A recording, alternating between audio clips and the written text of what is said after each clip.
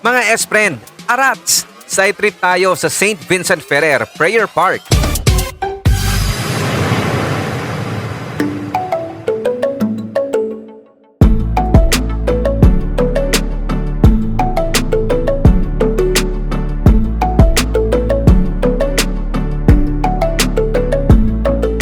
Recommended Holy Week getaway o kahit hindi po Semana Santa, perfect spot for family bonding lalo na sa mga deboto ang spot na ito. Ang Guinness World Record holder na landmark na ito sa Bayambang, Pangasinan ay mas lalong na-highlight at hindi dapat basta maliitin dahil sa dambuhalang estatwa ni St. Vincent Ferrer na may sukat na 167 feet mula sa base hanggang sa dulo ng mga daliri nito. Di hamak na mas mataas kesa sa Statue of Liberty sa Amerika na may taas na 151 feet mula sa base hanggang sa dulo ng torch. Gayon din sa Christ the Redeemer statue sa Brazil na may taas na 98 feet lamang. Ang rebulto ni St. Vincent Ferrer ay gawa sa steel at imported engineered bamboo panels na ginamitan ng modernong 3D carving technology. Aabot sa 60 tons of engineered bamboo ang ginamit nilang materyales at lahat ay inangkat mula China. 600 tons ng steel ang nagamit rin sa pagbuo ng skeletal structure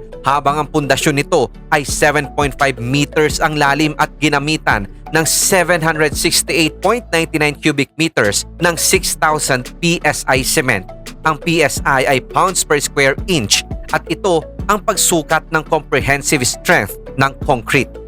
Ayon sa source, sinimula ng konstruksyon ng Prayer Park noong June 20, 2018, natapos noong March 31, 2019 at binuksan sa publiko noong April 5, 2019, eksakto sa ika-4 na daang taong anibersaryo ng St. Vincent Ferrer Parish at sa ika-6 na daang death anniversary ng santo. Isinalarawan ng project engineer ng St. Vincent Ferrer Prayer Park na superstructure ang core ng statue na sinasabing kakayanin kahit ang signal number 8 na typhoon at malakas na lindol at maaaring tumagal ng 30 years. Ito ang idineklarang tallest bamboo structure in the world ng Guinness World Records. Ang ikalawang world record ng Bayambang makaraang masungkit ang world's longest barbecue noong taong 2014.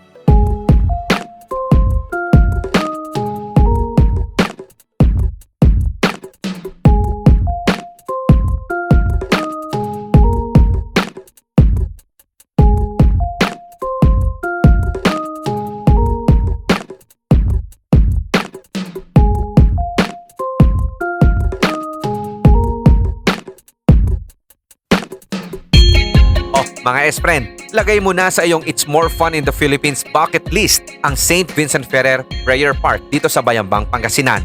Ako po si Rico Loco. Tamang break muna sa ating abandoned explorations. Subscribe and get notified sa ating channel, Urbex PH Placado TV, para sa susunod nating side trip!